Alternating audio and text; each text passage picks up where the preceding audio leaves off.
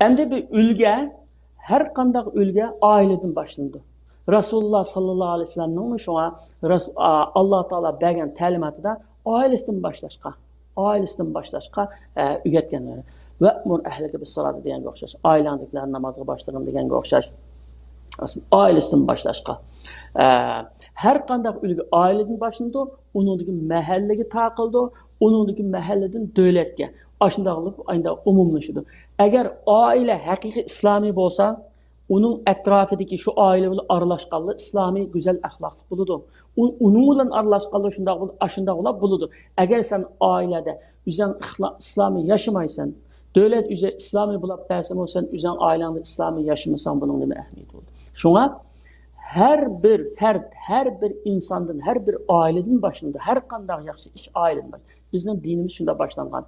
Yani bir yerde ölgü iki türlük bildi. Biri özlükiden təsir göstüş. Özlükiden təsir göstüş qanda dese her qandaq bir ata-ana, her qandaq bir muallim, her qandaq bir terbiyetçi, her qandaq bir ulema, her qandaq bir davetçi başqalar menden örnek alıdı. Başqalar menden mana dinge mensup bolup atkan yoki terbiye nimesiga mensup bolup atkan kişi muşundan ben ölgü alıman, benim için yaxşı ölgü dep, menden ölgü alıdı dep, özünü mükemmel derecede yetiştiriş ve her qandaq işini ihlas bilen, samimiyet bilen başqalarınki kalbi tesir kaldırıcılık derecede kılış. Bu yerde riya yok.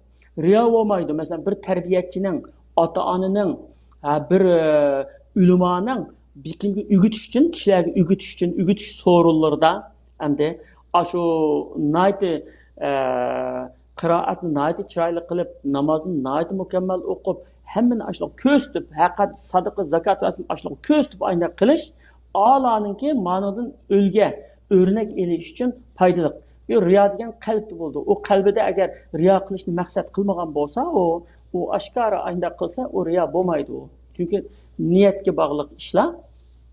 Bulat mı? Her qandaq bir ustaz, terbiyetçi, ata-ana, yaxşı emellerini terbiyesi aslıdakilerge köstüp kılış pek muhim mesela. Hem de biz hemimiz bilimiz, küçük vaktimizde oylaydigan bolsak, bizning en hatırımızda kaldığını dadımızdaki kıraatını üllü kılıp namazını şunca güzel okuganlığı, Kur'an-ı Kerim'ni şunda güzel avazı tilavet kılganlığı, duanı şunda muңluk kılganlığı,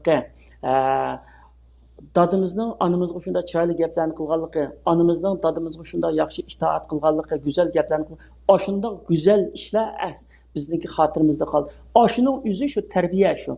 Aş evlattan evlatqa şunda kalıdı bu. Yani bu güzel tarafı şunda kalıdı. Eğer biz şu güzel tarafının onuğa yaman bir örneklerini verip aynı kaldırsak mı?